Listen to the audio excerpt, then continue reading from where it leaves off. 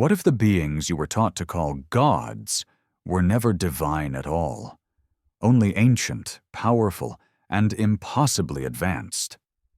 What if the origin story of humanity wasn't a slow rise from primitive apes, but a deliberate intervention, a genetic interruption, carried out by visitors whose names still echo in the oldest clay tablets on Earth? In the quiet spaces between accepted timelines, where myths blur with forbidden history, the presence of the Anunnaki lingers like a shadow that refuses to fade. Their fingerprints are etched into stone blocks that shouldn't exist, encoded in king lists that stretch back hundreds of thousands of years, whispered through Sumerian hymns that describe descending shining ones with wings of metal and voices like thunder. For centuries, we've been told these stories are metaphors, poetic illusions crafted by early civilizations to explain the unknown. Yet when you trace the fragments, the flood legends replicated across continents, the sudden appearance of agriculture and written language, the inexplicable precision of early astronomy, the pattern emerges like a constellation in the dark. Something happened. Something the textbooks refuse to account for. Maybe the truth wasn't lost. Maybe it was buried. And every so often, a shard of it rises back to the surface, reminding us that humanity's first chapter was written with hands not entirely human. Before we dive deeper, ignite that like button and prepare for the revelations to come. Tell me in the comments where you are listening from, what time it is there. And as always with our videos, the visuals are here to add context, but they aren't necessary to follow along. Thank you for always having our back. Prepare yourself, and let's dive in. They say humanity began in the cradle of simple villages where scattered tribes slowly learned how to tame wheat, build shelters, and imagine gods into the sky. But when you stand in front of the first cities on Earth, Uruk with its ziggurat rising like a frozen wave of stone, Eridu with its layered temples stacked one atop another like a geological record of forgotten ages, you feel something different. The air itself carries a memory older than the bricks, older than the rivers that fed them.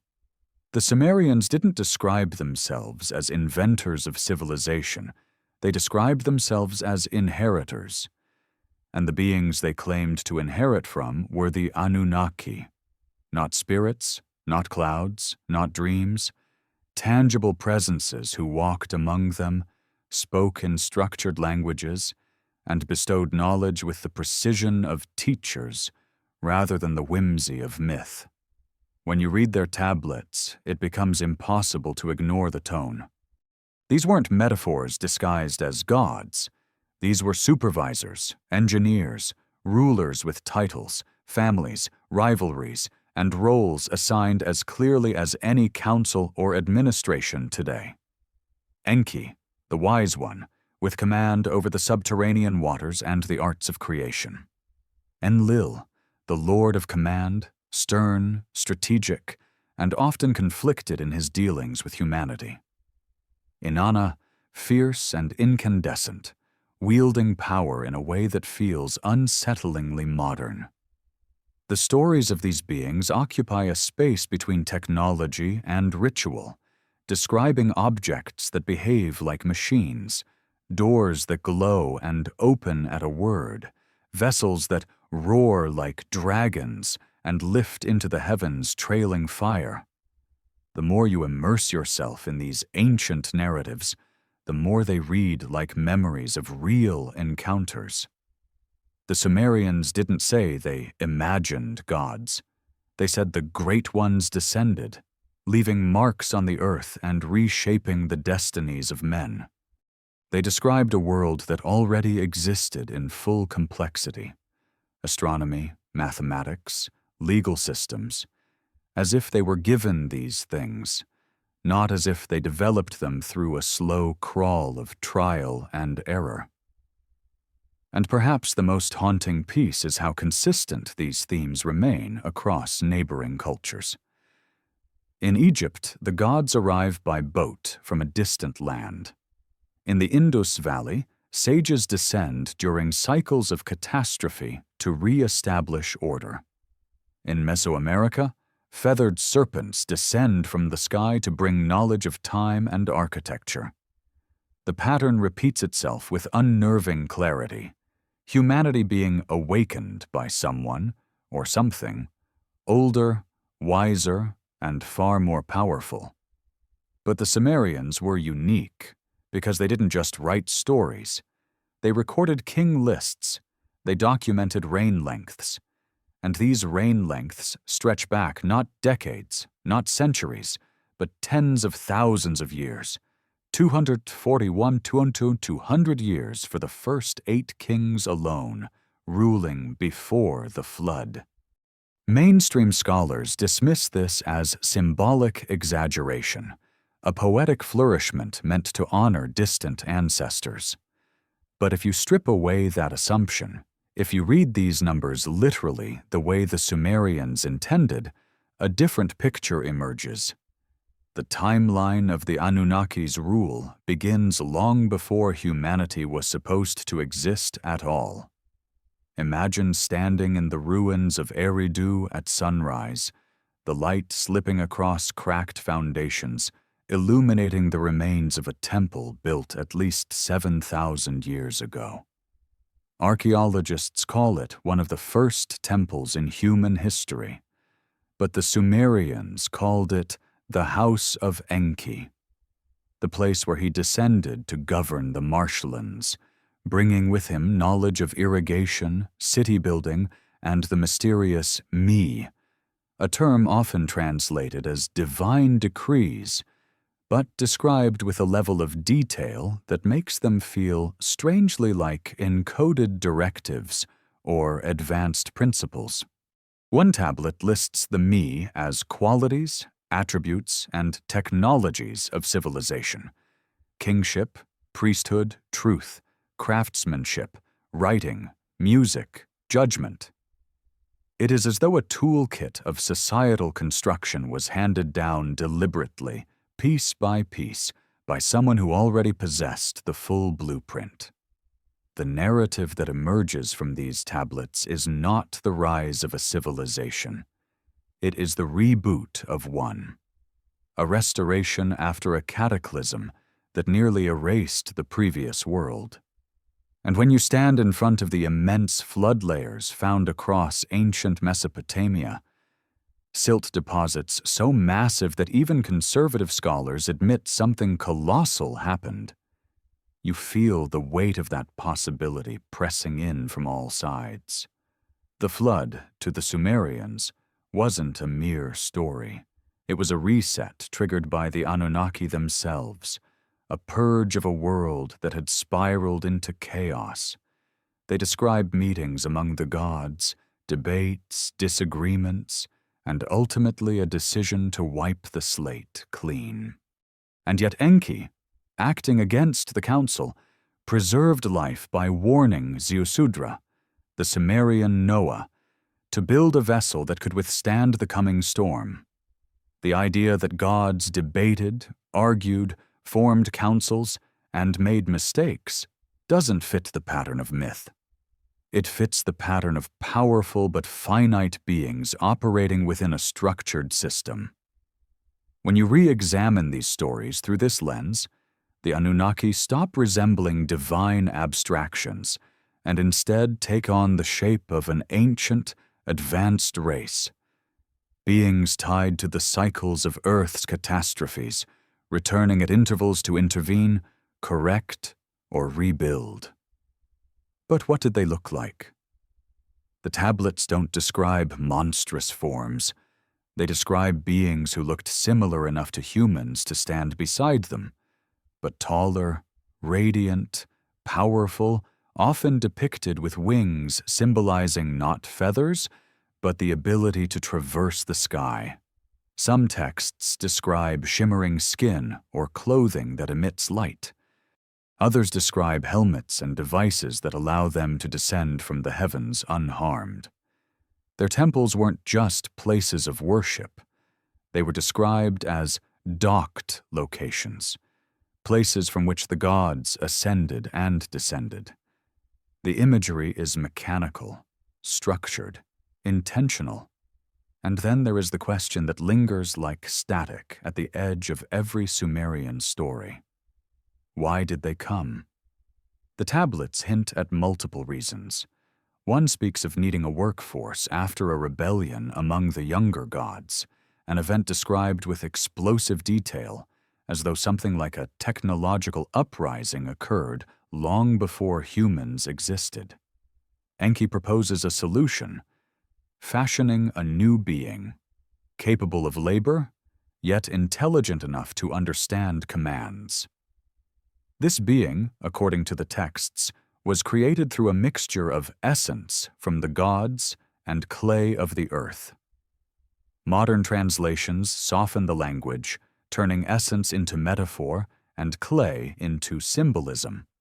But encaustic tablets describe procedures that resemble genetic manipulation more than mystical creation: binding of bloodlines, mixing of instructions, and forming a being in their image after their likeness.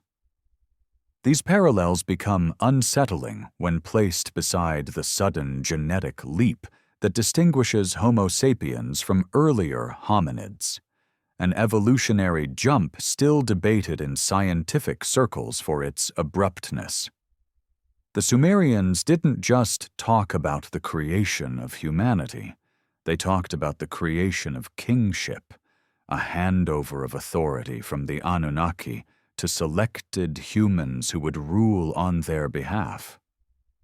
And when you walk through the remnants of ancient Sumerian palaces, with their massive courtyards and walls decorated with cosmological motifs, you feel the presence of that inheritance, as though the design itself is attempting to emulate something older, something the human builders once witnessed and tried to copy. Perhaps the most haunting part comes from the descriptions of the sky. The Sumerians were obsessed with astronomy, not as a poetic curiosity, but as a precise science. They mapped planets we supposedly didn't discover until millennia later. They tracked cycles with an accuracy that still stuns modern researchers.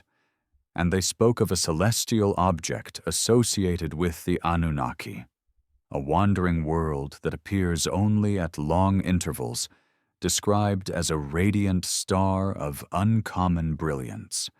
Some interpret this as metaphor. Others see hints of an orbiting body, a rogue planet, or even a mobile base from which the Anunnaki traveled. But even without reaching beyond what is written, the core remains the same. The Sumerians believed their civilization began with visitors who descended from above, reshaped the world, taught humanity, and then withdrew, leaving behind structures, knowledge, and fragmented records that have survived only because they were baked into clay. Every ruin you visit, every broken column, every fragment of cuneiform feels like an echo of a teaching that once flowed clearly, but now reaches us only as scattered whispers. And yet the whispers align. They form a shape, a pattern, a story too large, too coherent, too persistent across continents to be dismissed as mere myth. The Anunnaki weren't just characters of ancient imagination. They were treated as historical figures, chronicled with dates, genealogies, arguments, and achievements. They interacted with humans. They shaped kingship. They intervened during crises. And then, at some point, they left, vanishing into the realms of sky and time, promising to return when the cycle turned again. And here we stand, thousands of years later, still staring at their footprints in dried riverbeds and desert sands, wondering who they were, where they went, and whether humanity today is living in the world they designed, or one they abandoned long ago. Long before the first recognizable kings of Sumer carved their names into clay, the world seemed to pulse with a quiet memory of something older, an era when the boundary between humanity and the Anunnaki had not yet hardened into legend. If you listen closely to the oldest tablets, you begin to sense an age defined not by primitive struggle, but by a strange interdependence, a coexistence that feels both familiar and profoundly alien. Humanity, newly formed but already bearing intelligence, language, and the capacity for awe, moved through a landscape shaped by beings whose knowledge stretched far beyond earthly horizons. And it is at this intersection, between the fragile rise of human society and the omnipresent shadow of the Anunnaki, that the world's earliest mysteries begin to take form. Imagine the Mesopotamian plain, not as the dusty ruin we see today, but as a vibrant cradle of rivers, marshlands, and fertile stretches of land shimmering under an unrelenting sun. In this living landscape, the Anunnaki were not distant phantoms. They were active rulers who walked among temples, issued decrees, established laws, and interacted with humans in ways that blur the line between divinity and governance. The earliest cities, according to the tablets, weren't built by human innovation alone. They were planned, initiated, and overseen by the gods themselves. Eridu, the first city, was said to be founded by Enki, who descended from the heavens to organize its waters, its rituals, and its people, not as myths, but as literal events etched into records that sought more to document than to amaze. In these early stories, humanity appears in a delicate state, a species recently shaped, unsure yet capable of progress under guidance. The Anunnaki served as stewards, mentors, and sometimes harsh overseers, their presence a constant reminder that human destiny was, at least in the beginning, something sculpted by external hands. They taught agriculture not as trial and error, but as instruction. They introduced mathematics not as abstraction, but as system. They brought writing, astronomy, metallurgy, healing arts, architecture, and governance, all described as if handed down in structured phases rather than discovered through generations of experimentation.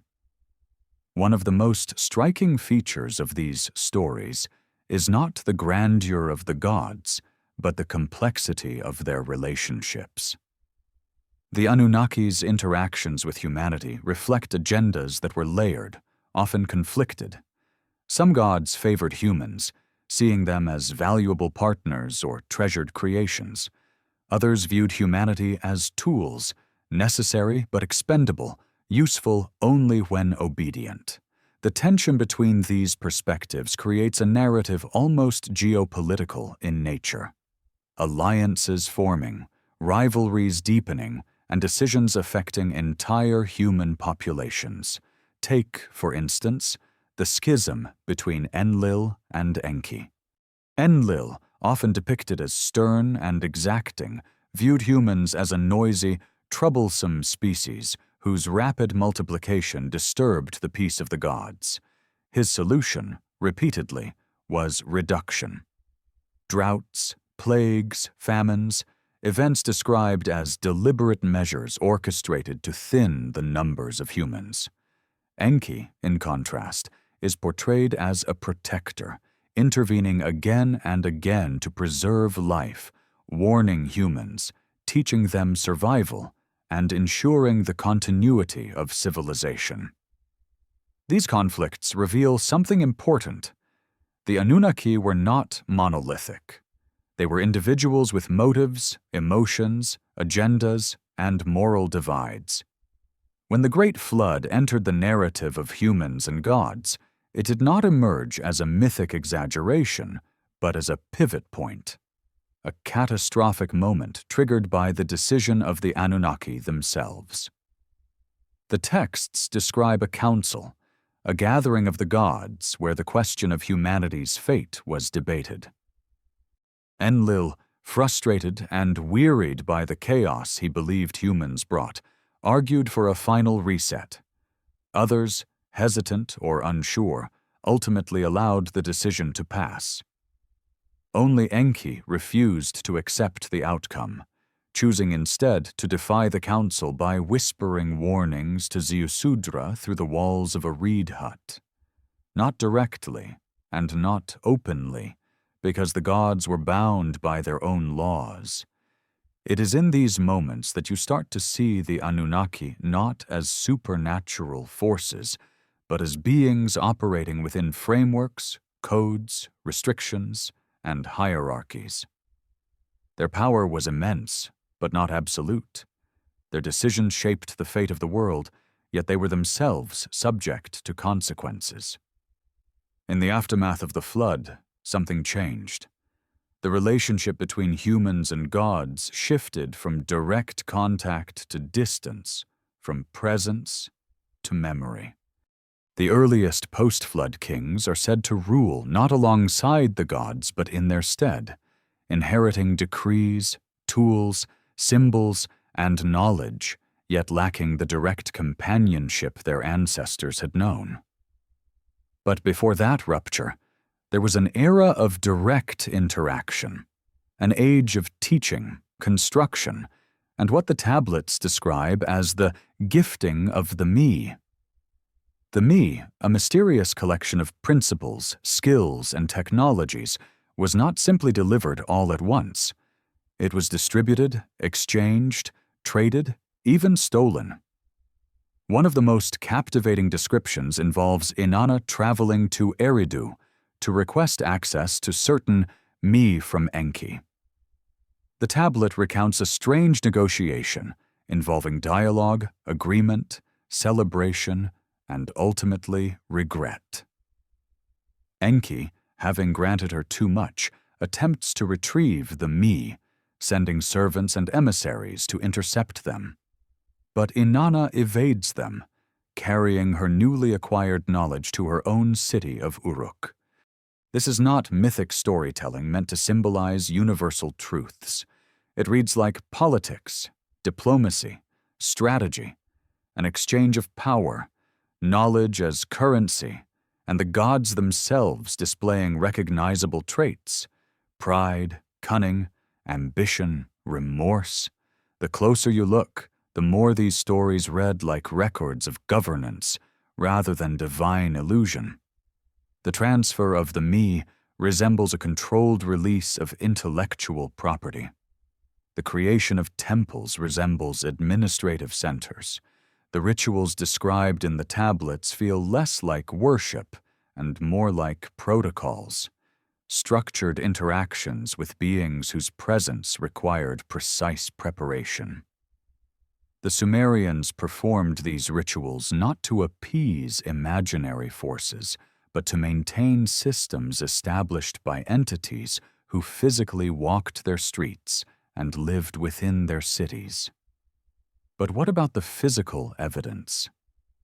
Archaeology offers fragments, subtle yet persistent. The ziggurats, towering platforms built with mathematical precision, weren't simply religious structures. They were described as places where heaven and earth met. Duranki, they called them, the bond between the celestial realm and the terrestrial world. These were not merely temples, they were terminals, platforms, elevated structures where beings descended and ascended, a concept that aligns more with landing sites or controlled entry points than with abstract spiritual symbolism. The idols of the gods, often dismissed as artistic representations, hold curious details: helmets and apparatuses with layered bands, suits with intricate textures, symbols resembling stars, planets, and swirling paths. Some depict strange, box-like devices strapped to their backs or held in their hands. These features, repeated consistently across centuries of artwork, suggest that the Sumerians were depicting something real, something they saw. They weren't imagining wings, they were interpreting mechanisms. Then there is the question of the stars. Ancient Mesopotamians possessed astronomical knowledge that defies all expectation for a supposedly early civilization. Their star charts, like the Emulapin, describe constellations in exact detail, track the movement of planets, and outline cycles that require long-term observation. Decades, even centuries. They mapped the precession of the equinoxes long before it became accepted in the Western world. And they spoke repeatedly of a celestial object connected to the Anunnaki, a great star that appears only after long intervals. Whether a planet, a craft, or something else entirely, the description carries an eerie resonance when compared with modern discussions of rogue planets, long-period orbits, and hidden celestial bodies. Yet the most haunting aspect is their certainty. The Sumerians didn't speculate. They didn't propose theories. They wrote historical accounts. They named rulers, recorded events, described divine visits, political disputes, instructions, warnings, and catastrophic resets. They anchored these events in time frames so large that modern scholars often choose to interpret them symbolically, simply because the literal meaning feels too large, too uncomfortable. And perhaps that is the point. Our modern worldview prefers gradualism, long, slow development, incremental evolution, steady progress. But the ancient world speaks of abrupt leaps, sudden appearances, knowledge arriving fully formed, civilizations rising in patterns that hint not at invention, but restoration. The tablets reflect a world trying to remember, trying to preserve the fragments of something monumental that had happened before humanity was ready to comprehend it. When you walk through the ruins of ancient Sumer, through the shattered walls of Uruk, the baked mud bricks of Lagash, the eroded foundations of Eridu, you can almost sense the echo of something massive, something that once towered above humanity in both stature and intelligence, something that shaped the world not as myth, but as policy. And beneath that echo lies a deeper question. If the Anunnaki played such a direct role in the shaping of early human civilization, where did they go? The tablets describe their departure not as disappearance, but as withdrawal, an intentional distancing. Some ascended to the sky, others retreated to hidden domains beneath the earth or beneath the sea. Some were said to have returned to their celestial home. And in the generations that followed, the memory of their presence blurred into legend, not because it lacked truth, but because the world changed. Floods reshaped the land. Empires rose and fell. Languages evolved. And the physical traces of the gods faded with time, leaving only fragments behind. Yet the memory persisted, not just in Mesopotamia, but across the entire world. Not as isolated myths, but as parallel narratives echoing one another across vast distances, sky beings descending to teach humans, cataclysms connected to divine decisions, knowledge gifted, then lost, civilizations rising in sudden brilliance, then collapsing into ruin. The deeper you explore these connections, the more a unified story emerges, one that suggests the Anunnaki were not local deities confined to a single culture, but part of a larger pattern of global interaction. And if that is true, then the Sumerian tablets are not the complete story. They are the surviving chapter of a history much larger, much older, and far more complex than we have been taught to imagine. And still, beneath everything, the question remains, what were the Anunnaki preparing humanity for? Were we a project, a creation, a workforce, an experiment? Or were we something more, something they hoped would one day rise to their level, inherit their knowledge, and unlock a future written in starlight? The answers lie buried in the fragments, waiting for those willing to see the past not as a closed book, but as an encrypted record. A message carved into clay by hands that once shaped continents. To understand the deeper layers of the Anunnaki narrative, the layers that stretch beyond myth, beyond kingship, beyond the familiar clay records, you must travel into a territory where archaeology blurs with memory, where ruins become testimonies, and where silence speaks as loudly as inscriptions. This is the realm where scholars hesitate, where official timelines narrow their gaze, and where the fragments that don't fit are quietly set aside. Yet these are the fragments that matter most because they paint a picture of a world shaped not just by the Anunnaki's guidance, but by their conflicts, migrations, experiments, and departures. As the early post-flood world settled into a new rhythm, humanity began rebuilding under the watchful but increasingly distant presence of the gods. The Sumerians wrote as though they were chronicling not the beginning of history, but the aftermath of something far older, a reconstruction of a world that had once flourished under divine supervision. The first cities, after the waters receded, emerged quickly and with astonishing precision, almost as if humanity were remembering rather than inventing. And in every account of these early cities, the Anunnaki appear not as distant creators, but as returning overseers, each assigned to specific regions, duties, and domains. Eridu was Enki's, Nippur belonged to Enlil, Uruk to Inanna, Kish to Ninurta. Each city functioned like an administrative hub, each god acting as a governor or supervisor, each temple serving not simply as a place of worship, but as a seat of authority. The distribution of these roles reads less like primitive mythology and more like the political arrangement of a council re-establishing control over a fractured territory. And control, according to the tablets, was not always harmonious. The tension between Enlil and Enki, already evident before the flood, intensified in the New World. Enlil, representing order, hierarchy, and strict control, believed humanity should remain subordinate, limited, and contained.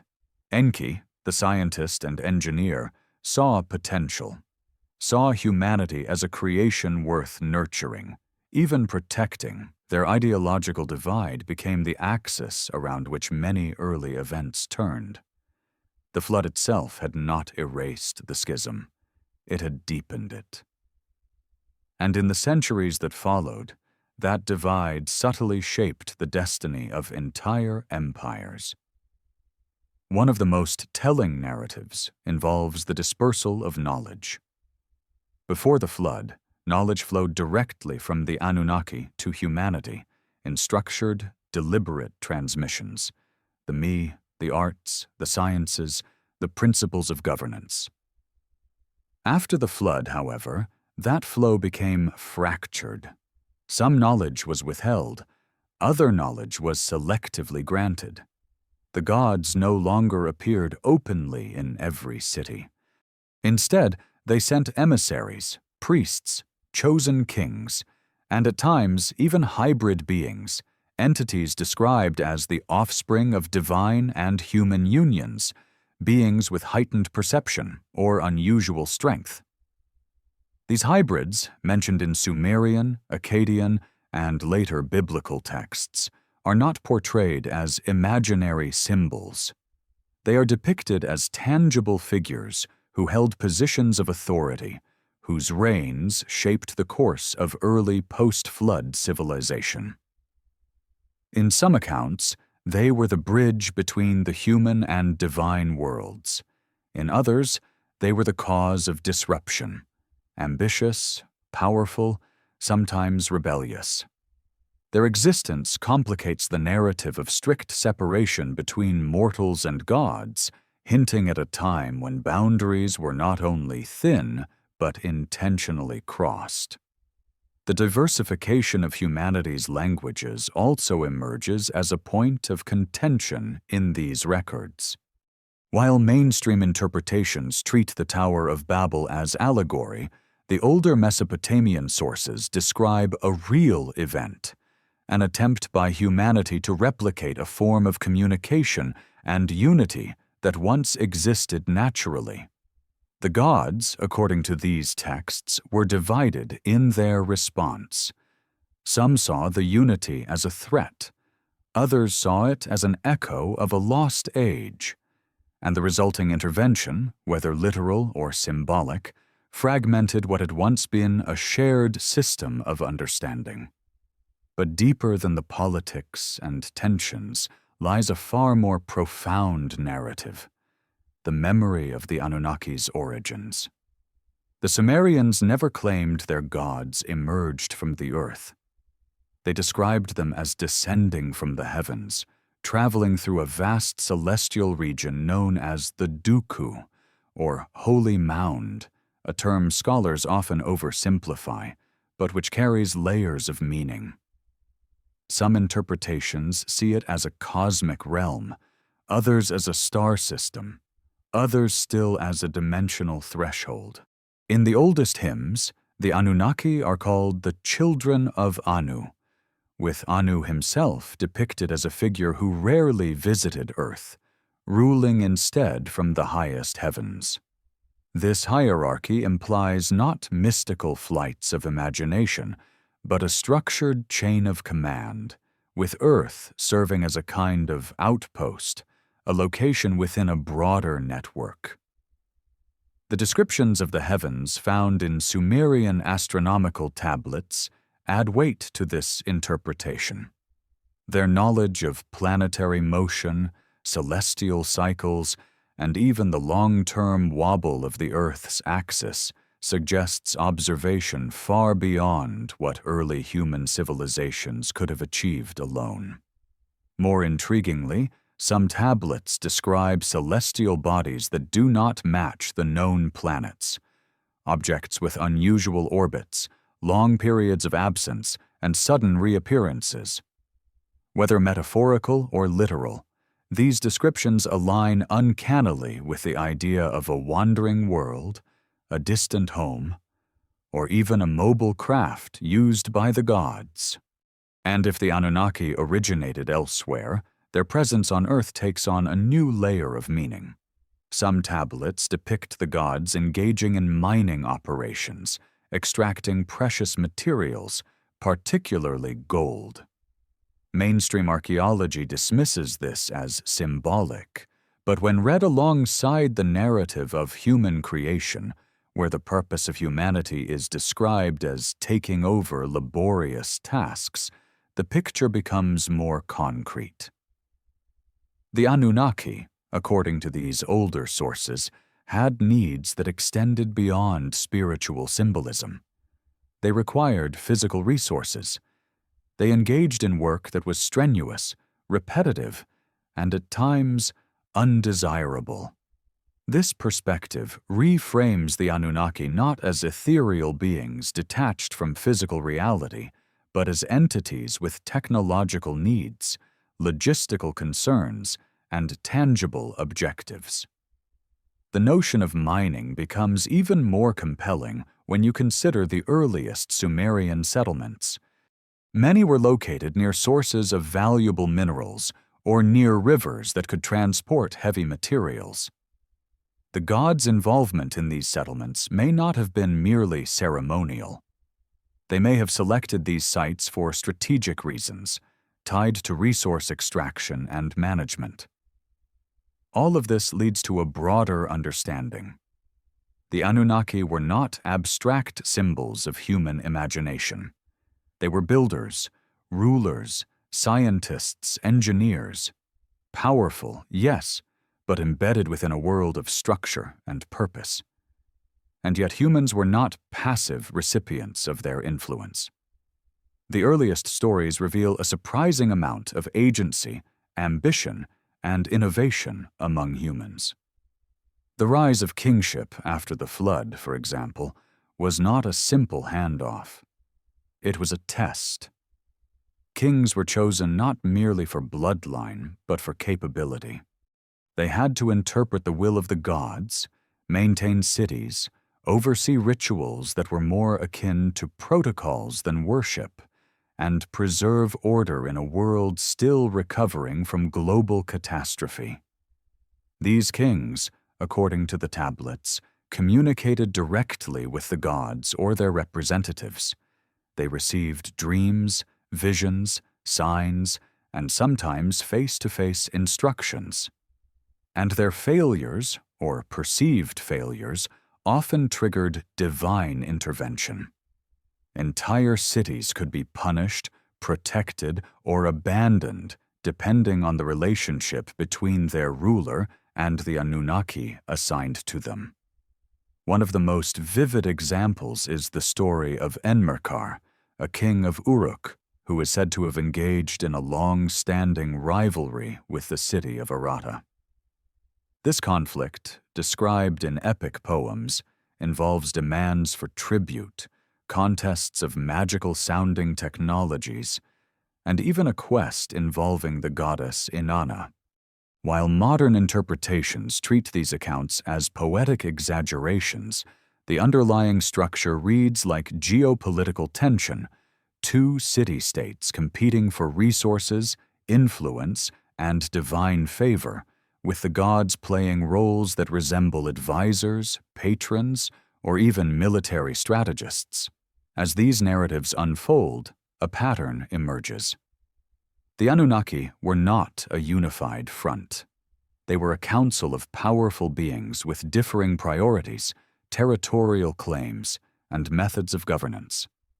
Their presence on Earth was organized yet contentious, orderly yet unpredictable. And humanity, caught between these forces, navigated a world shaped by both opportunity and danger. This is where the story takes a darker turn. Some tablets hint at uprisings, not human uprisings, but ones among the gods themselves. The younger gods, described as the Igigi, are said to have rebelled against their labor-intensive roles long before the creation of humanity. This rebellion led to significant changes within the divine hierarchy, alterations that eventually culminated in Enki's proposal to create a replacement workforce. Whether metaphorical or literal, the story suggests a world where even the gods faced fatigue, conflict, and discontent. It also introduces a chilling idea. Humanity was never the main focus. We were a solution, a design, a means to an end. But something shifted after the flood. The relationship between humans and the Anunnaki grew more personal. Some gods formed bonds with specific lineages. Others withdrew, becoming increasingly remote. Some continued to guide civilization directly, while others vanished into obscurity. This divergence leads to one of the most haunting questions of all.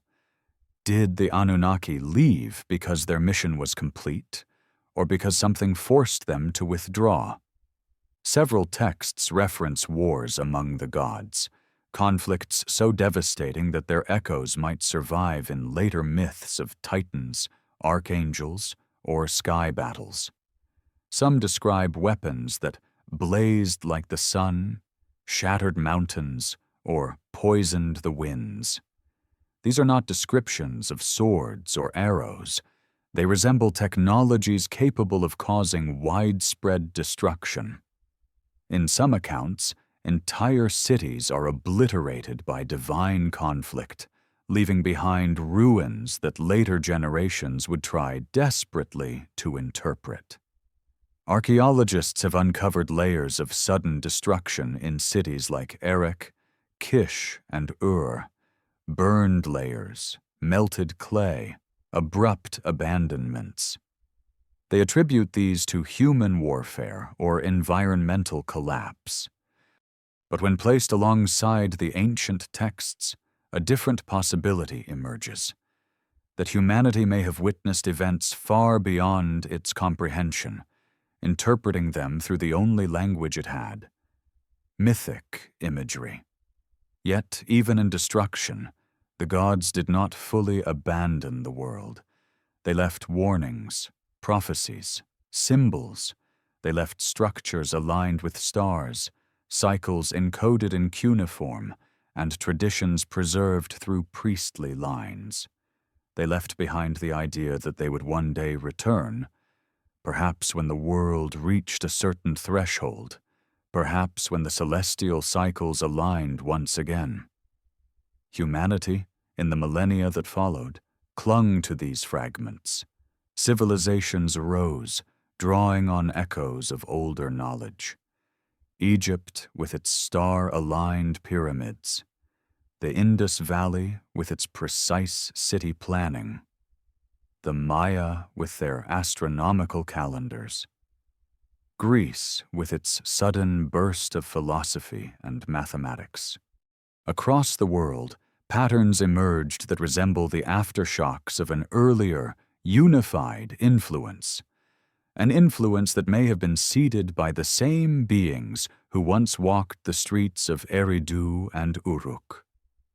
And so, as you stand before the ruins of the ancient world, before stones whose stories have faded, before tablets whose inscriptions only hint at their deeper truths, you begin to sense that all of history is a palimpsest, a rewriting layered over a deeper text, a message left by those who came before, waiting for someone willing to look beyond the surface.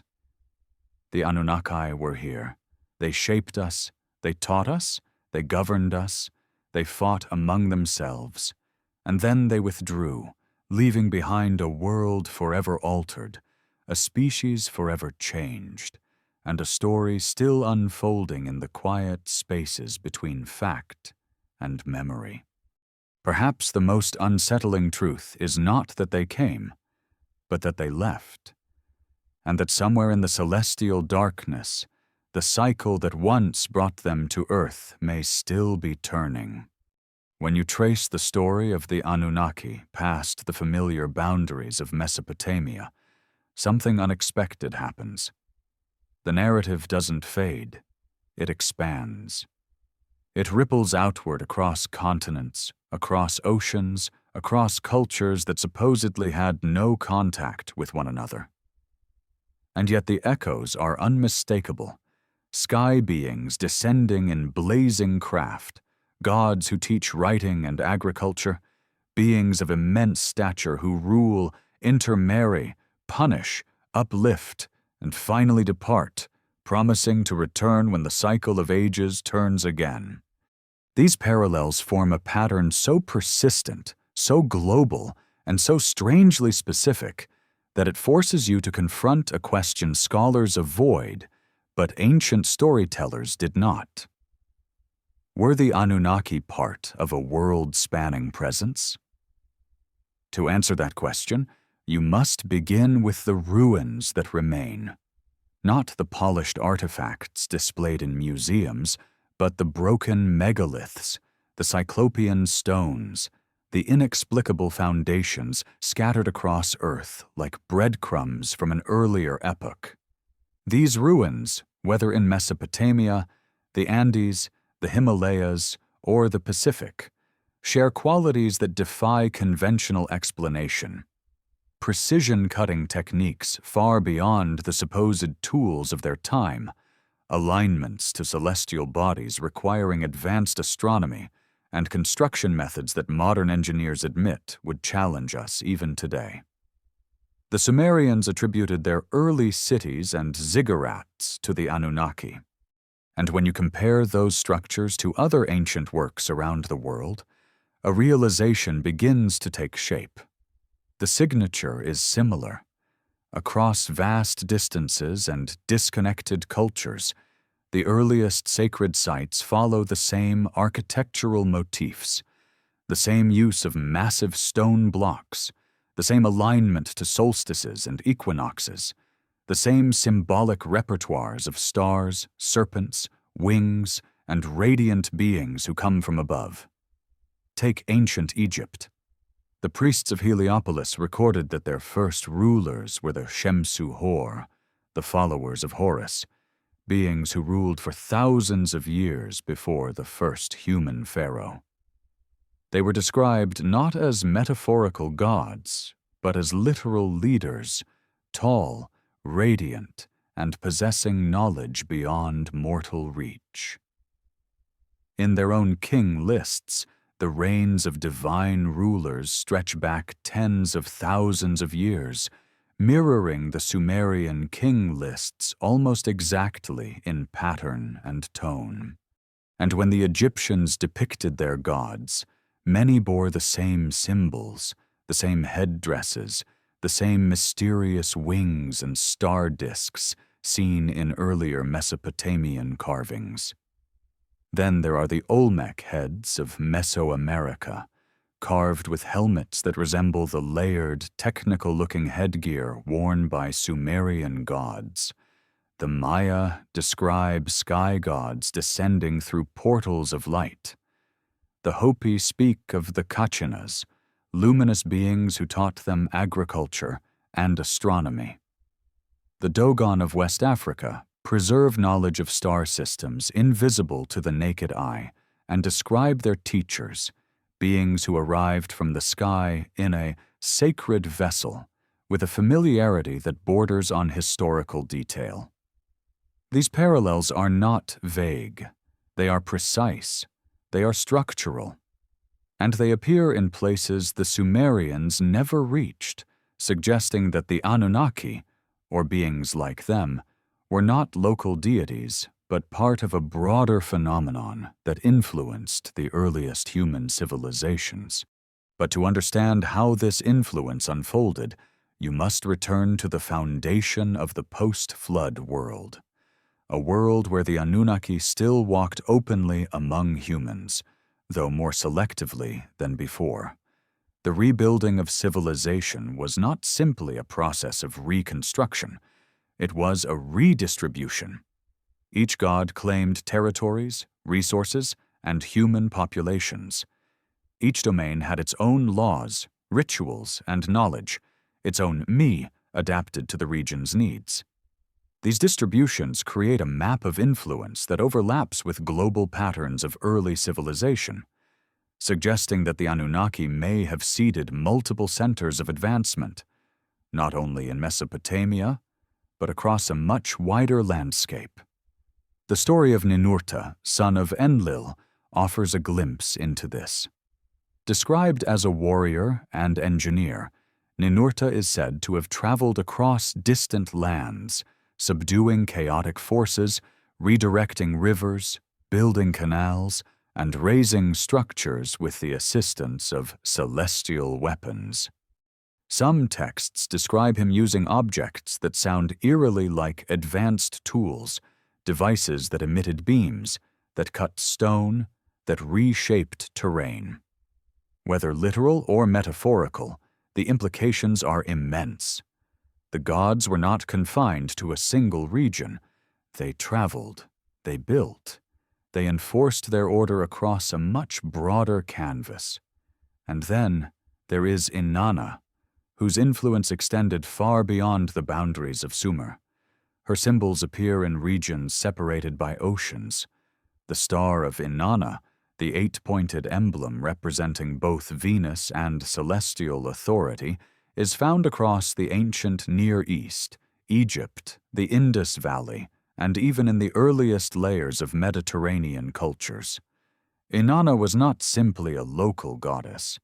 She was part of a network, a system of power that spread with deliberate intention. But the most intriguing evidence of a global Anunnaki presence comes from the mountains. Scattered across high-altitude ranges from the Caucasus to the Andes are myths of shining ones who descended onto mountaintops, carrying tools of light and speaking languages humans could barely comprehend. In the Andes, the tales of Viracocha describe a bearded, radiant figure who arrived after a great flood to rebuild civilization, shape the land, and teach the survivors how to live.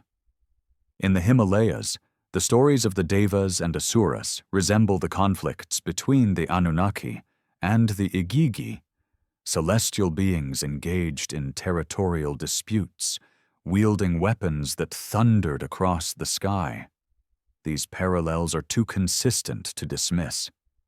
They hint at a world once connected not by trade routes or migrations, but by the presence of something, someone, older than all known civilizations.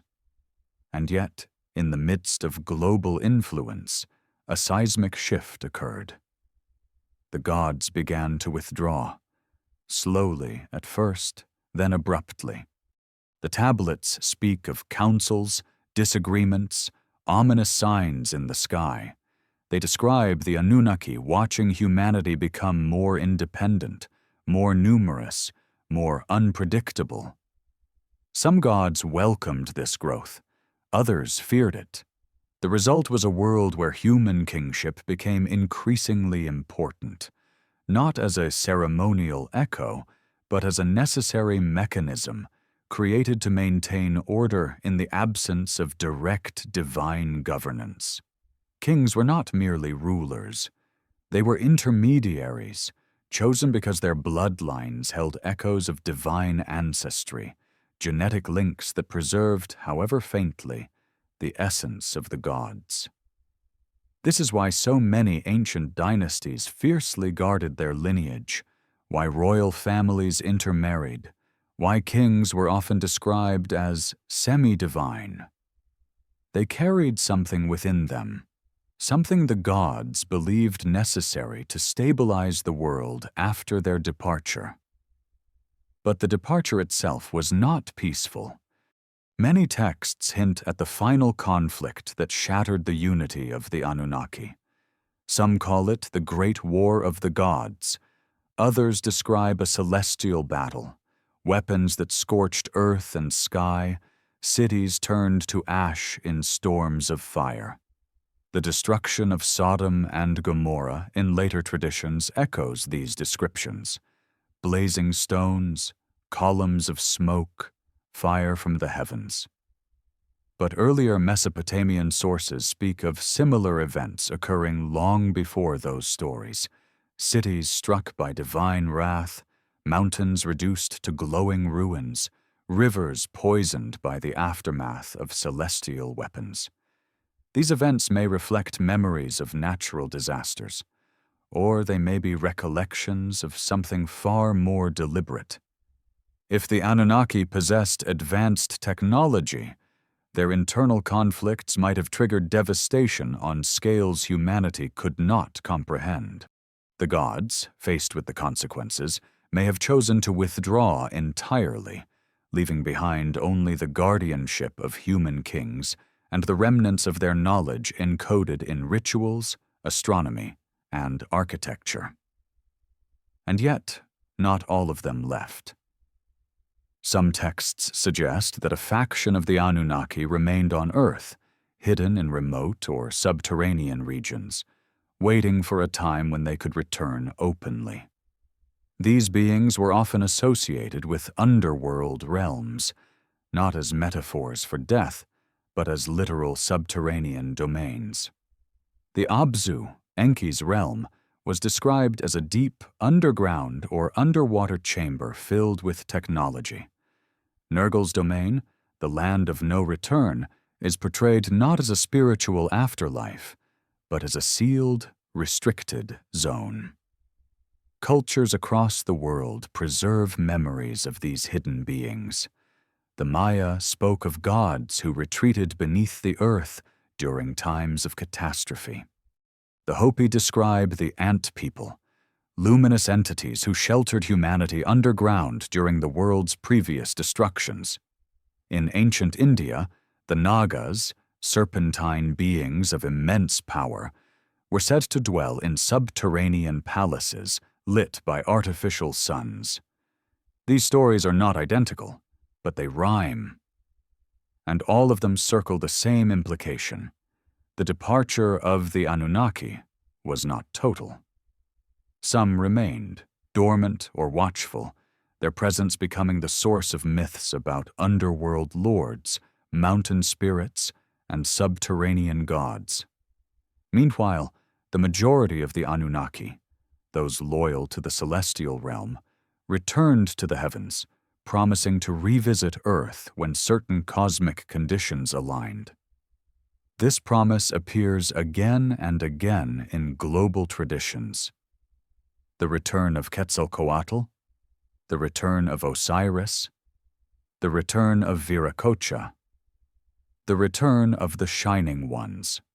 Even in Sumerian prophecy, there is a recurring theme: the return of the gods when the cycles of the heavens complete their turning. What cycles?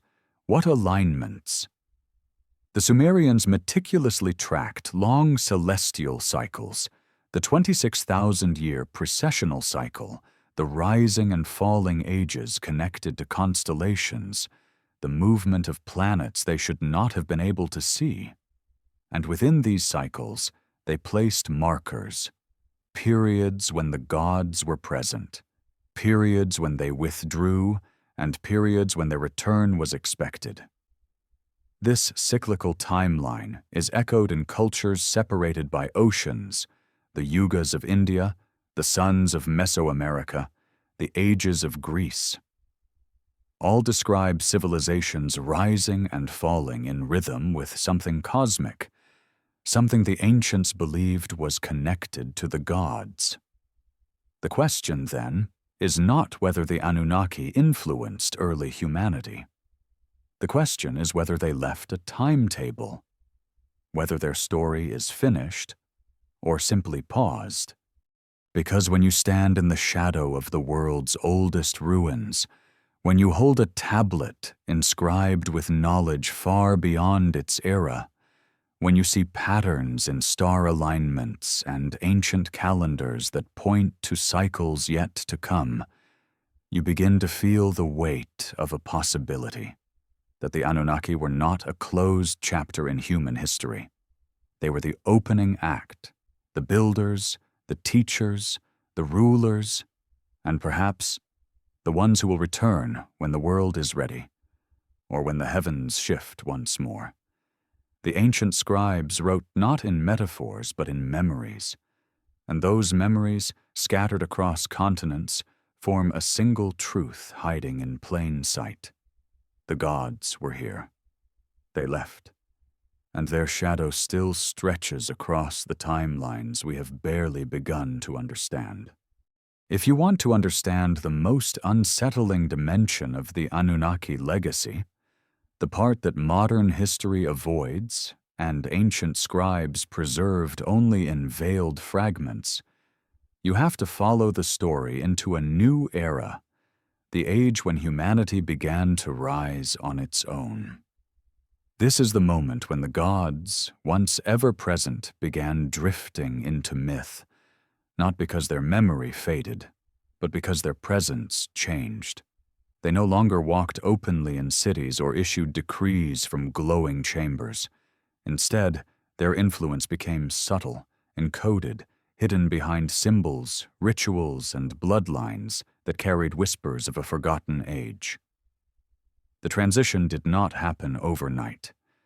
It unfolded slowly, unevenly, through events recorded in tablets, hymns, and epics that at first seem unrelated. But when placed side by side, these pieces form the contour of a single transformation, the handover of Earth from the Anunnaki to the humans they had shaped, trained, and perhaps prepared for autonomy. To grasp this, Picture the world centuries after the Great Flood. The cities of Sumer are thriving: Uruk, Lagash, Ur, Kish, each rising like a small universe of canals, courtyards, temples, and markets. Kings govern, priests interpret signs, and scribes document everything from laws to celestial movements. Humanity is flourishing with a speed that contradicts the slow evolutionary story told by modern textbooks. And behind this rapid rise stands a question so enormous that it shakes the foundations of archaeology itself.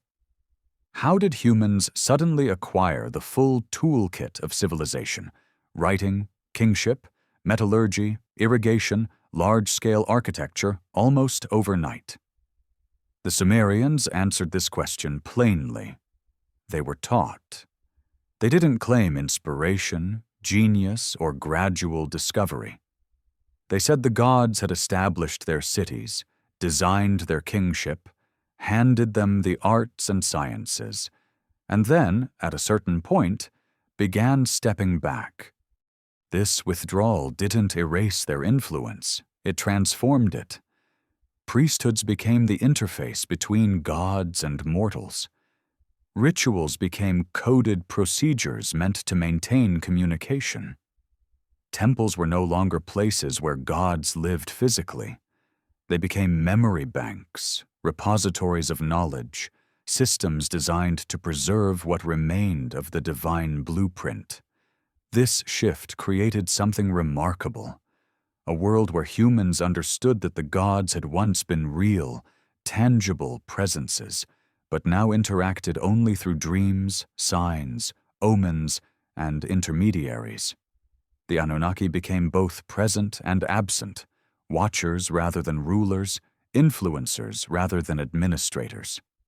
And into this transitional era emerged the next figure in the story, one who reveals a deeper layer of the Anunnaki's purpose: not control, but succession. His name was Gilgamesh.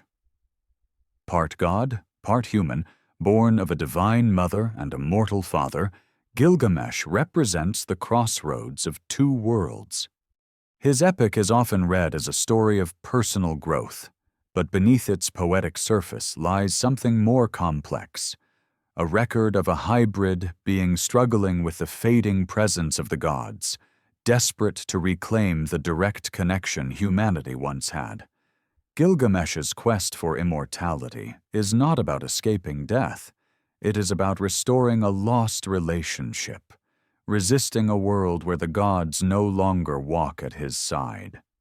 In his encounters with Utnapishtim, the flood survivor, with the scorpion men guarding the tunnel of the sun, and with the mysterious places where the gods still linger, we glimpse the remnants of an earlier Earth, an Earth where the Anunnaki were still accessible, though often hidden in remote or dangerous domains.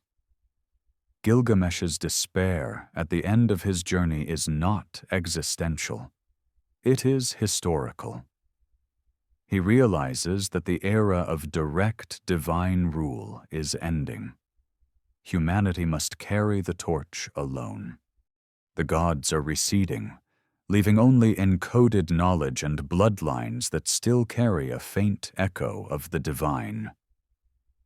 And yet, the withdrawal of the Anunnaki does not mean indifference. In the centuries that followed, the gods continued to shape the arc of civilization, not by appearing in person, but by influencing humanity's most profound breakthroughs. Look at the sudden emergence of mathematics in Sumer: base 60 systems, astronomical tables, geometric principles. These concepts appear fully formed, not evolving through centuries of misuse and correction, but arriving as if copied from a template. The gods had once taught these principles directly, and now humanity was refining them on its own, building upon foundations left by beings who understood the world on a level far beyond human capacity. The same pattern emerges in medicine. Early Sumerian healing texts combine herbal remedies with descriptions of tools and procedures that seem astonishingly advanced for their time. Some tablets mention diagnoses based on observation, structured treatments, even rudimentary surgical techniques. These practices were not invented, they were inherited, explained in language that humans could understand, but derived from a deeper knowledge the gods once shared freely. Then there is metallurgy. The transition from simple copper tools to alloyed bronze appears abruptly in the archaeological record. The Sumerians attributed this knowledge to Enki and Ninagal, gods associated with craftsmanship and metalworking. The idea that gods taught humans how to smelt ore, cast tools, and shape weapons is not treated as myth. It is documented instruction. In every field, astronomy, agriculture, architecture, governance, the pattern is the same. Humanity is climbing, accelerating, achieving milestones that should have required far more time. And behind this acceleration stands the shadow of the Anunnaki. But the gods were not only teachers, they were also catalysts for conflict. As human cities grew in power, tensions arose, not only between human rulers but between the gods who patronized them. Enlil supported certain lineages, Enki others. Inanna championed expansionist kings, while Ninurta and Marduk pushed competing agendas. These divine rivalries often played out through wars, treaties, and alliances among human nations. The Akkadian Empire, the rise of Babylon, the conflicts between city-states like Lagash and Umma, all were influenced directly or indirectly by the competing interests of the Anunnaki. This is not poetic abstraction. The inscriptions of kings explicitly state that they were chosen by particular gods to wage war, defend borders, or expand territories. The gods were not absent. They had simply shifted their influence from overt rule to strategic manipulation. But then something extraordinary happened.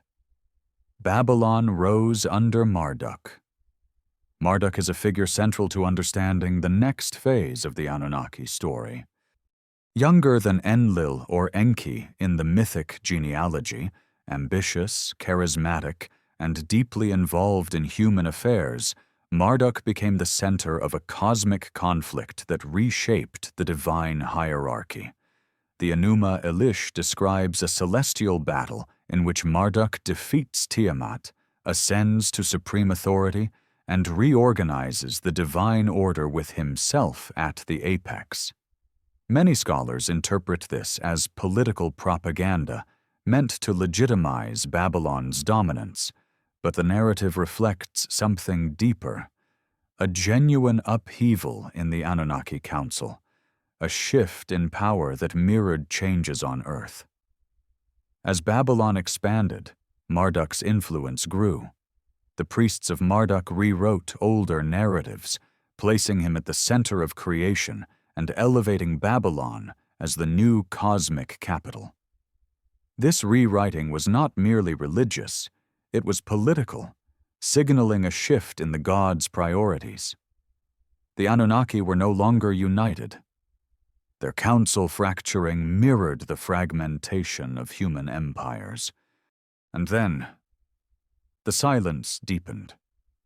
Temples remained, rituals continued, hymns were sung, but fewer and fewer direct encounters were recorded.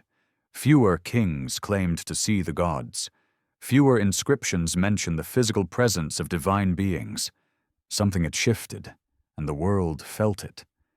Some traditions describe the gods withdrawing because humanity had become unpredictable, capable of innovation, ambition, and destruction on a scale the gods had not anticipated. Others suggest the gods left because internal conflicts had reached a breaking point. And still others claim a cosmic cycle had ended. A window of time during which the gods could inhabit Earth had closed. But the most intriguing explanation comes from fragments rarely discussed: the idea that the gods withdrew because humanity had matured. This concept appears in subtle ways across Sumerian, Babylonian, and later Near Eastern writings. The idea that humans, once apprentices, had become independent enough to carry the world forward on their own. The gods no longer needed to rule directly. Instead, they became watchers, observing from afar, intervening only when necessary, perhaps waiting for the next cycle to reignite. And in their absence, humanity continued their work. Civilizations exploded across the landscape: Egypt, the Indus Valley, the Shang dynasty, the Minoans, the Hittites. Each bore echoes of Sumerian influence, whether in symbols, astronomical systems, or architectural styles. The torch had been passed. But echoes are not accidents. They are fingerprints. Consider the global recurrence of pyramids, for example. In Egypt, Sumer, Mesoamerica, China, and even in the forgotten kingdoms of Indonesia and Sudan, pyramids appear not gradually but suddenly, as if inspired by a single source. The orientation of these structures often aligns with specific stars or solstices. They serve as timekeepers, energy centers, ceremonial platforms, functions that suggest more than mere cultural invention. Then there is the question of advanced ancient maps.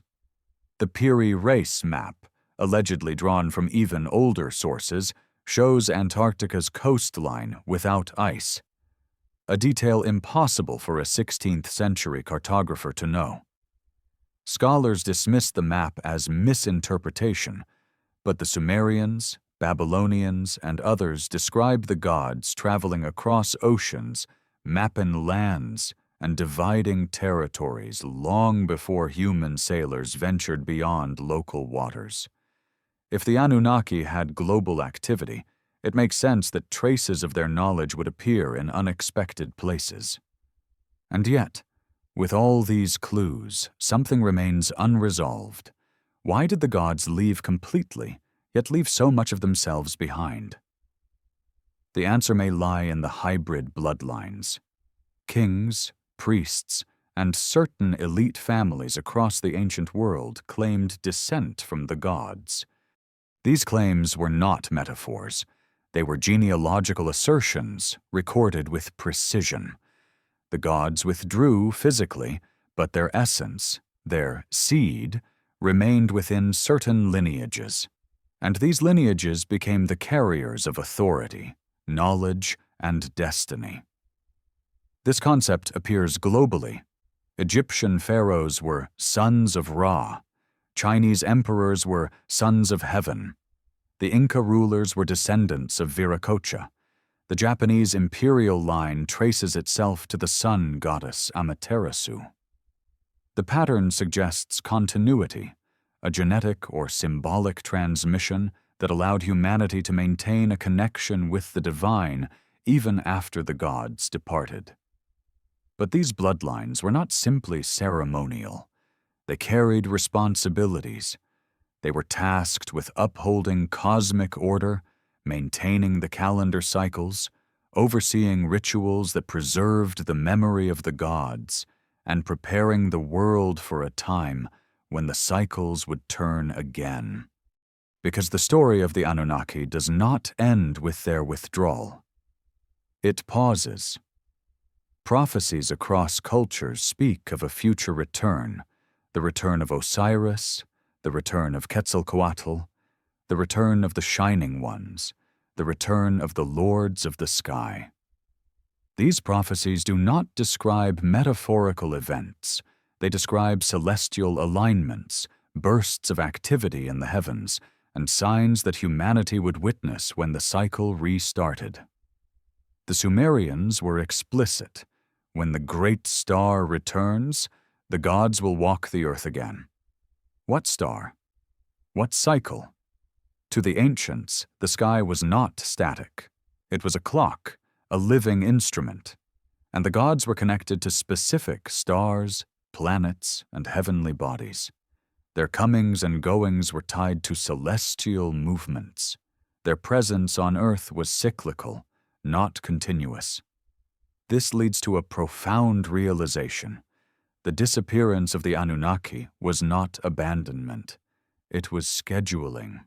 They left when the cycle demanded it, and they will return when the cycle opens again.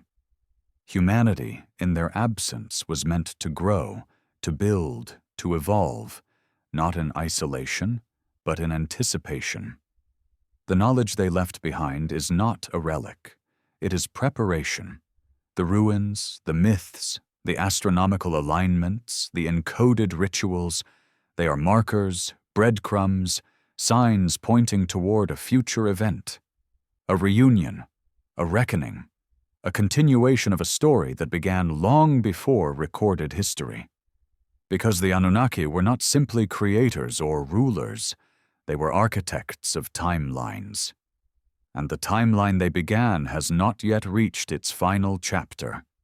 If you follow the trail of the Anunnaki far enough, through the broken tablets, the buried cities, the scattered myths that somehow mirror one another across oceans, you arrive at a threshold where history gives way to something far more intricate. A truth not about ancient gods, but about the architecture of human destiny itself.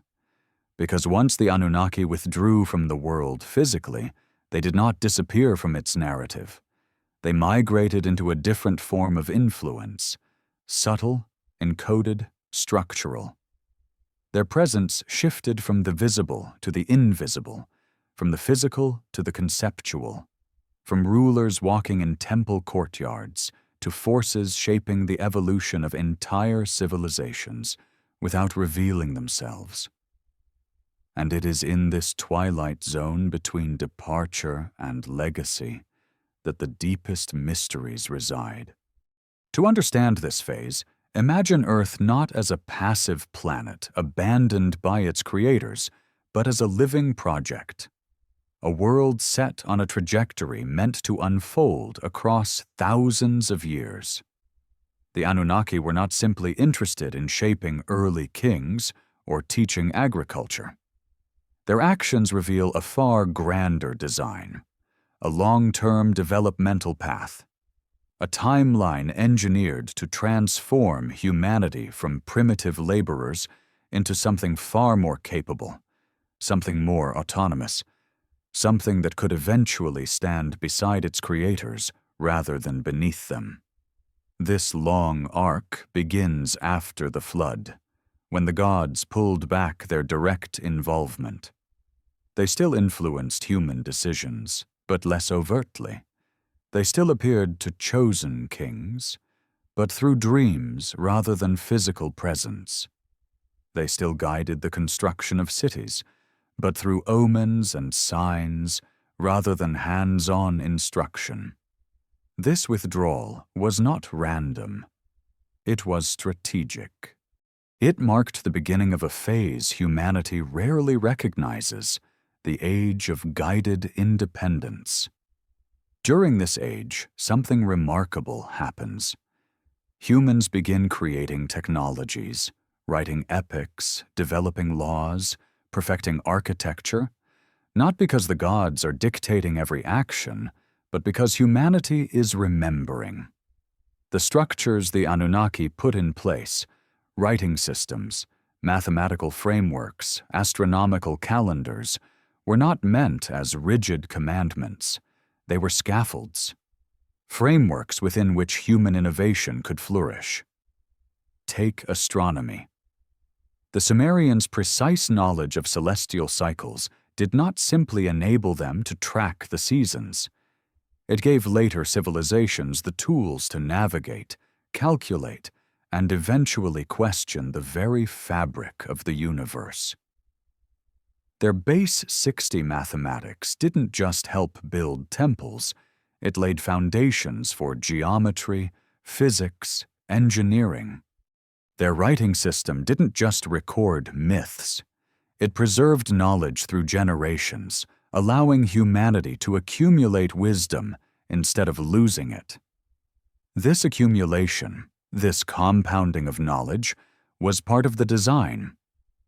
And as centuries passed, humanity began to do something astonishing: create systems that mirrored the structures of the gods themselves. Look at governance. Early kings ruled by divine mandate, but gradually power transitioned into councils, assemblies, parliaments, institutions resembling the divine council where the Anunnaki debated the fate of Earth. Human societies developed intricate legal codes, hierarchical systems of authority, and rituals for leadership transition. These were not random inventions. They were echoes, replications of patterns humanity had witnessed in the age of divine rule. In architecture, the same pattern emerges. Ziggurats influenced pyramids, which influenced temples across the Mediterranean, which influenced early cathedrals.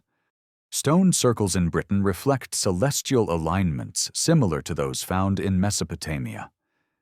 Cities began being planned on cardinal directions, sacred geometries, and astronomical alignments, choices inspired by memories of how the gods oriented their own structures. It is as if humanity was subconsciously reconstructing a world the Anunnaki once governed directly. But this reconstruction was not without resistance. As human empires rose and fell, competing narratives emerged, some upholding the memory of the gods, others attempting to erase or reinterpret it. The Babylonian priesthood elevated Marduk above all others, reshaping inherited stories. The Hebrews reframed the gods into a singular deity. The Greeks recast the Anunnaki as titans and Olympians. The Romans absorbed these myths and spread them across Europe. Over time, the gods became symbols, metaphors, archetypes, yet their original identities persisted beneath the surface, transformed but not destroyed. This transformation reveals a crucial truth. The Anunnaki were not interested in worship. They were interested in continuity.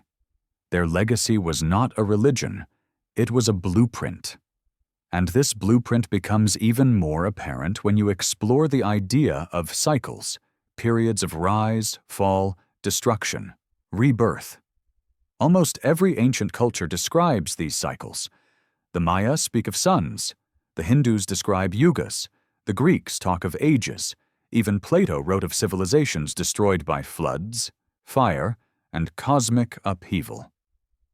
The Sumerians had their own cycles, embedded in the movements of stars, the precession of the equinoxes, and the long orbit of a mysterious celestial body associated with the gods. These cycles were not abstract spiritual metaphors. They were timelines, markers for phases in Earth's development, and humanity was meant to evolve through them.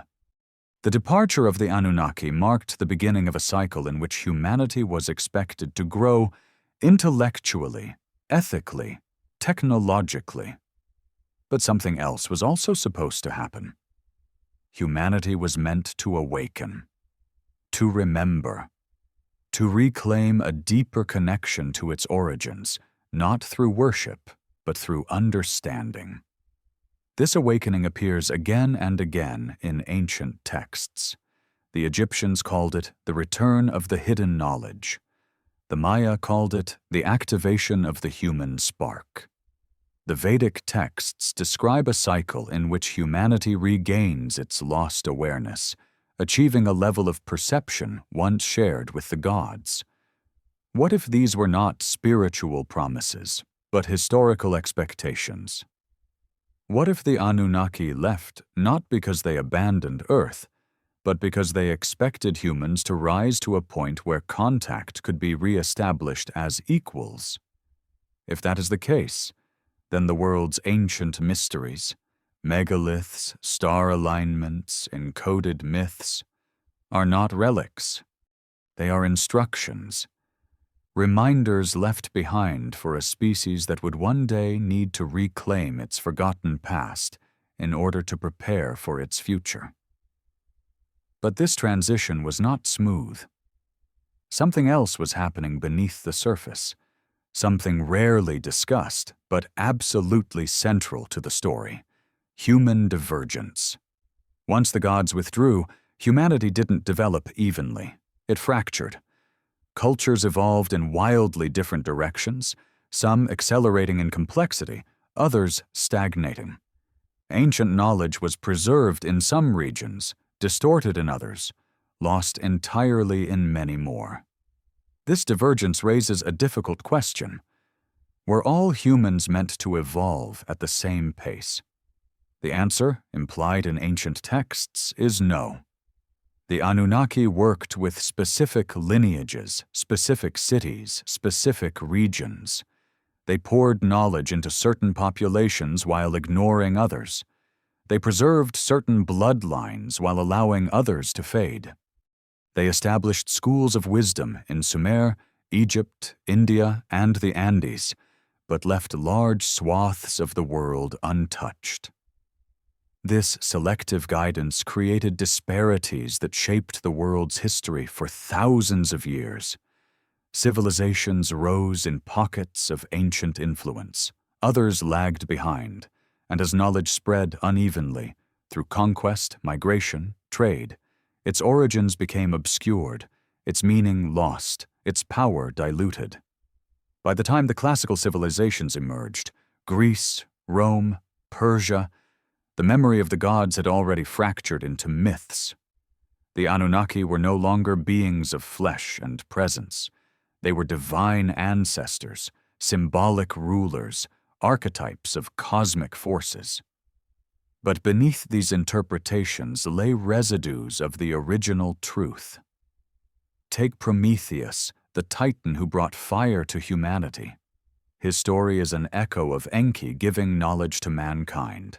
His punishment by Zeus parallels the conflict between gods over human empowerment.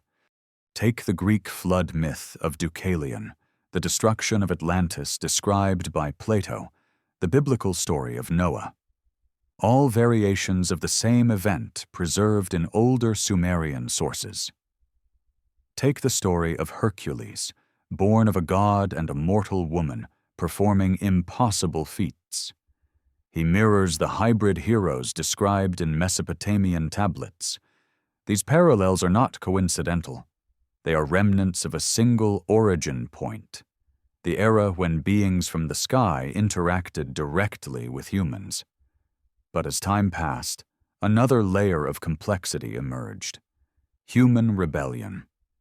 Once humanity grew confident, powerful, and self-sufficient, it no longer accepted divine authority, whether literal or symbolic. This rebellion is reflected in myths like the Tower of Babel, where humans attempt to reach the realm of the gods, prompting divine intervention. But older Sumerian sources describe something even more revealing: humans attempting to reclaim technologies once used by the Anunnaki, technologies the gods had suppressed or removed after the flood. These tablets speak of forbidden knowledge, tools that could alter weather, open gateways, replicate the voices of the gods, or observe distant stars. The gods had once used these technologies openly, but after the flood they restricted access, fearing humanity was not yet ready. Human attempts to regain this knowledge triggered conflicts, collapses, and interventions that shaped the course of history. The destruction of Babylon's earliest tower, the burning of libraries, the disappearance of ancient schools of wisdom. These events may reflect a quiet war over the control of knowledge. Humanity was evolving, but not always responsibly. And this created another shift in the Anunnaki's strategy. The gods had once been teachers and rulers. After their departure, they became watchers, observers, custodians of a long-term plan. Their intervention became rare and precise, appearing in visions, omens, and anomalies that defied explanation. Many ancient kings claimed to see the gods in dreams before battles or during times of crisis. Some wrote that the gods warned them of impending disasters or instructed them to build protective structures. These visions were often dismissed as allegory, but the consistency across cultures suggests something else. Targeted, subtle guidance. Not domination, not control, calibration. The Anunnaki were no longer shaping humanity directly. They were adjusting its trajectory, ensuring it did not stray too far from the path set in motion thousands of years earlier. And this leads to the final, most profound layer of the story. The future.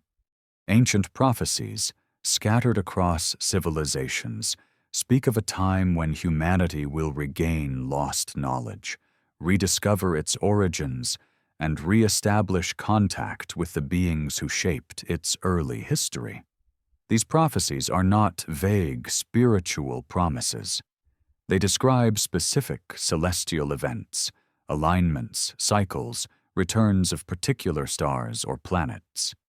The Sumerians wrote of the return of the great star associated with the gods. The Maya predicted the reopening of a cosmic window. The Egyptians spoke of Zep Tepi, the first time, repeating itself when the world was ready. These are not disconnected myths. They are pieces of a single timeline, a timeline engineered by the Anunnaki. And if that timeline is real, if humanity was meant to rise, advance, remember, and eventually reconnect, then we are not living at the end of the story. We are living on the threshold of its next chapter.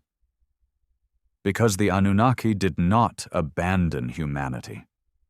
They set it in motion. They guided its earliest steps, withdrew when the time was right, encoded knowledge in stone and myth, preserved their presence in bloodlines and rituals, and left markers across the world. Markers meant to be discovered not by ancient kings, but by a future civilization capable of understanding them. A civilization like ours. The question is not whether the Anunnaki will return. The question is whether humanity will be ready when they do. When you reach the final arc of the Anunnaki story, the arc preserved not in a single tablet or myth, but in the collective memory of ancient civilizations, you step into a realm where past, present, and future fold into one another. This is the point where the narrative stops being about what happened thousands of years ago and begins to ask an unsettling question. What comes next? Because the Anunnaki story is not a closed legend. It is a trajectory, a pattern, a cycle woven into the rise and fall of civilizations, into global myths of catastrophic resets, into the sudden appearance of knowledge humanity should not have possessed, into astronomical calendars tied to cosmic events we are only now beginning to understand. And that cycle, if the ancient world is to be believed, is approaching its next turning. To see this clearly, you must revisit the oldest and most enigmatic of ancient warnings, the idea that humanity lives in repeating ages, each separated by a global trauma, and each guided by forces older than the civilizations that rise from the ashes. These cycles appear in every corner of the world. Sumerian king lists dividing history into antediluvian and post-diluvian eras, the Vedic yugas describing epochs of increasing and decreasing awareness, the Maya suns marking civilizations lost to water, fire, storms, and earth, the Greek ages charting a decline from divine rule to human struggle. To modernize, these are myths. To the ancients, they were timelines. And threaded through all of these timelines is a recurring theme: the involvement of sky beings who descend at the dawn of each age, teach humanity, guide it through its infancy, then depart as the cycle matures. In this framework, the disappearance of the Anunnaki was not a random abandonment. It was part of a cosmic rhythm, a phase of withdrawal designed to allow humanity to develop independently until the conditions for return were met. But what conditions? Ancient texts offer clues, but they are often coded in symbolic language that masks deeper meanings. The Sumerians spoke of a great star, whose return marks the renewal of divine presence. The Egyptians described Zep Tepi, the first time, as an era that would recur when the heavens realign with the monuments left behind. The Maya encoded their prophecies in long-count calendars tracking galactic cycles. The Hopi described a future age when the blue star would herald the return of the Kachinas, the shining ones who once walked among them. All of these traditions point toward celestial triggers, cycles of stars, alignments, cosmic events. And if the Anunnaki were, as the ancients believed, beings connected to specific star systems, their comings and goings may have been governed not by choice, but by the mechanics of the cosmos, orbital windows, energetic thresholds, cosmic tides that open and close pathways between worlds. If that is true, then the disappearance of the Anunnaki was not an ending. It was intermission, and the signs of the next act may already be visible. Consider humanity's recent history. In just 3 centuries, an infinitesimal moment in cosmic time, we have leaped from horse-drawn carts to space travel, from firelight to quantum computing, from isolated tribes to a global civilization capable of altering the planet itself. This acceleration is unprecedented, abrupt, and unexplainable through gradual evolution alone. It resembles not a natural progression, but a reactivation, an awakening of dormant potential encoded long ago. This sudden acceleration mirrors what the Sumerians described as the second flowering of humanity, a period in which latent knowledge resurfaces, technologies reemerge, and human consciousness expands. They believed this awakening would occur shortly before the next encounter with the gods, because only a civilization capable of comprehending the nature of the Anunnaki could re-establish contact responsibly. But with awakening comes danger. The Sumerians warned repeatedly of forbidden knowledge, technologies that once belonged to the gods, removed from human reach after the flood because humanity was not yet ready. These included tools capable of manipulating weather, altering landscapes, powering cities with unseen forces, or observing the cosmos with unnatural precision. When you compare these warnings to our modern fears, climate manipulation, nuclear weaponry, artificial intelligence, particle accelerators probing the fabric of reality, the parallels are chilling. It is as though we are rediscovering fragments of an older world, one the gods themselves once used. And as humanity approaches these thresholds, the ancient texts suggest 2 possible outcomes: realignment or collapse. Realignment occurs when a civilization achieves the right balance of knowledge, wisdom, and stability to engage with higher beings peacefully. Collapse occurs when a civilization reaches technological power without ethical maturity, triggering resets like those described in the flood and other global cataclysms. Which path humanity will take remains unknown. But the ancients left instructions, markers meant to guide us toward alignment rather than destruction. One of the clearest markers lies in architecture. The world's oldest monuments, the pyramids of Egypt, the ziggurats of Sumer, the megaliths of Malta, the lines of Nazca, the stone platforms of Polynesia, were not simply ceremonial. They were astronomical instruments, timekeepers aligned to solstices, equinoxes, precessional movements, and specific stars. These structures were built as reminders of celestial cycles, a cosmic calendar designed to alert future generations when the next great turning approached. And today, those alignments are becoming active again. The rising of stars that have not held significance for thousands of years, the shifting of Earth's axial tilt relative to the galactic center, the convergence of solar and lunar cycles, all of these phenomena were encoded in ancient stone. They mark an era of transition, a doorway, a return. But if the Anunnaki are returning, or if the next cycle of contact is approaching, the question becomes, in what form? Do they appear as physical beings descending from the sky, as the ancients described? Or do they manifest through subtler means, through dreams, through consciousness, through advances in science that gradually reveal the true structure of the universe?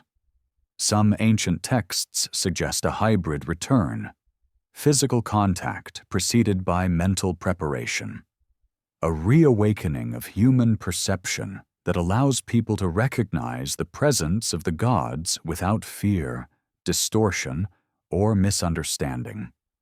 In this sense, the rise of global connectivity, the expansion of scientific understanding, the exploration of space, and the cultural fascination with origins and extraterrestrial life may be more than coincidence. They may be part of humanity's preparation.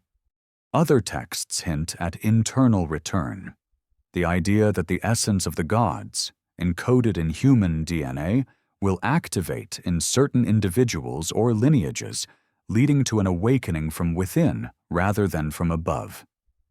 In these accounts, the return is not an arrival, but a remembering, a reactivation of abilities, insights, and awareness that humanity once possessed in its earliest days. This concept appears in traditions around the world: the Egyptian notion of the light body, the Hindu awakening of Kundalini, the Buddhist attainment of higher perception, the Gnostic idea of divine spark, all echoing the possibility that humans are not simply creations of the gods, but carriers of their potential. If that is the case, then the next stage of the Anunnaki cycle is not merely an external event, it is an internal evolution. But whether the return is physical, metaphysical, or both, the implications are profound. For if the Anunnaki return, they will not find the same world they left behind. They will encounter a species that has grown, stumbled, risen, fallen, and risen again. A species that has learned to harness the power of the atom, manipulate genetics, explore the stars, and shape entire ecosystems. A species capable of great destruction, but also great creativity. Humanity is no longer the laborer it once was. It is a force, a question, a potential equal. And this realization leads to the most unsettling possibility of all. What if the next meeting between humans and the Anunnaki is not about re-establishing old hierarchies, but about confronting a new one? What if humanity, no longer a subordinate creation, must negotiate its place in a cosmic order far larger than Earth? If the Sumerians were right, the gods once ruled over humanity. If modern trajectories are right, humanity is becoming capable of ruling over itself, and perhaps one day joining the gods among the stars. The ancient texts rarely describe the gods as all-powerful. They describe them as advanced, immensely advanced, but still bound by laws, cycles, and cosmic structures. They possessed technology humanity could not comprehend, but they were not infinite. They debated. They erred. They feared. They fled. They returned. That means the gap between humans and gods is not infinite. It is measurable, and it is closing. Humanity is approaching the threshold where it must decide what kind of species it wants to become, whether it will rise to meet the legacy of its creators or destroy itself as previous cycles have done. The Anunnaki may return to guide this transition, or to judge it. They may come as allies, as observers, or as something far more complex. But whether they arrive in luminous vessels, through consciousness, or through the activation of forgotten genetics, one truth remains unshaken. We are not the beginning of the story. We are its continuation. The clay tablets, the monuments, the myths, the celestial alignments, these are not relics of a lost past. They are messages, warnings, invitations. They urge humanity to remember, to prepare, to awaken. Because the cycle is turning again, and the next chapter will redefine not only our understanding of history, but our place in the universe. And when the sky shifts and the old signals reappear, when the stars align and the forgotten gates reopen, humanity will stand at a crossroads once more. One path leads back into darkness, into collapse, into another forgotten age. The other leads forward, toward reunion, toward revelation, toward an encounter that has been thousands of years in the making. The Anunnaki were here. They shaped us, they left. And according to the ancient world, they will walk the earth again when the time is right. The real question, the one that echoes across the ruins, across the stars, and across every myth humanity has ever told, is simple. When they return, will we be ready?